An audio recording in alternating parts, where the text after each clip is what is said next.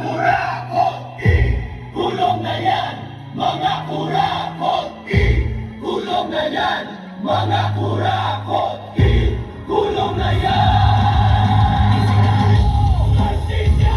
Isigaw mo! Sa katotohanan, isigaw mo! Pilipinas gising! Huwag na tayo magibihag ng isang upuan! Isigaw mo! Hustisya! Isigaw mo! Sa katotohanan, isigaw mo! Pilipinas gising! Huwag na tayo magibihag ng isang upuan! Isigaw mo! Hustisya! Isigaw mo! Katotohanan! Isigaw mo! Pilipinas gising! Huwag na tayo maging bihag ng iisang upuan. Tuusin, hindi lang naman kaming mga kontraktor ang nakikinabang dito. Marami din sa inyo, mga politiko, ang nagpapataba ng bulsa sa pangungurakot. Kawawa po talaga ang mga mamamayang Pilipino kasi ninanakaw lang natin ang kaban ng bayan. Sinong umaahon, tayo ba o sila? Mga ngiti nila habang nakalubog ka ba sa laking pag-asa? Pinaghirapan ko mga pareha, binumunto na ng mga pangako ko.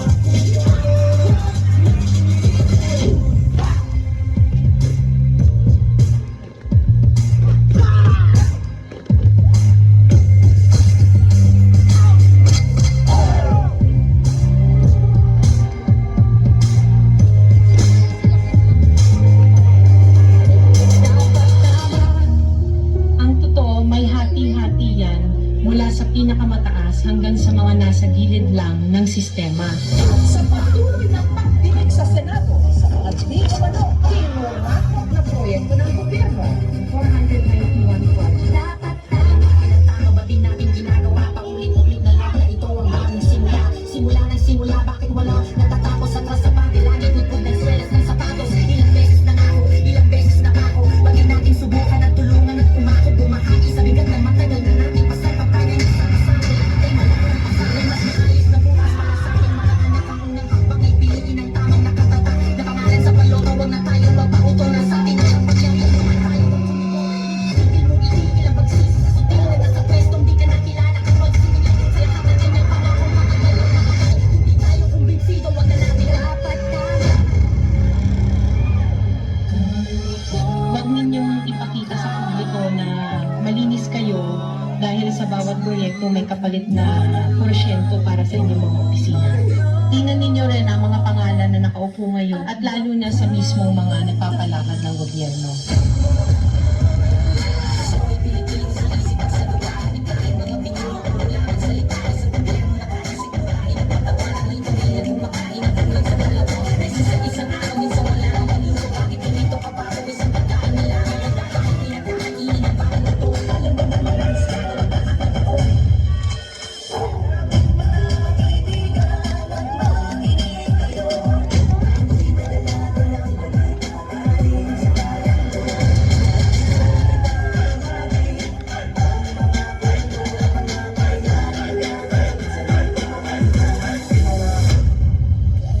Noong isang taong pa naisiwalat na may mga mali-maletang pera, codename basura, na i-deliver daw sa ilang mga politiko na naglalaman di mano ang hindi lang bilyones, kundi bilyones na kickback mula sa pondo dapat ng bayan. Nakakapagod ng maging mahirap.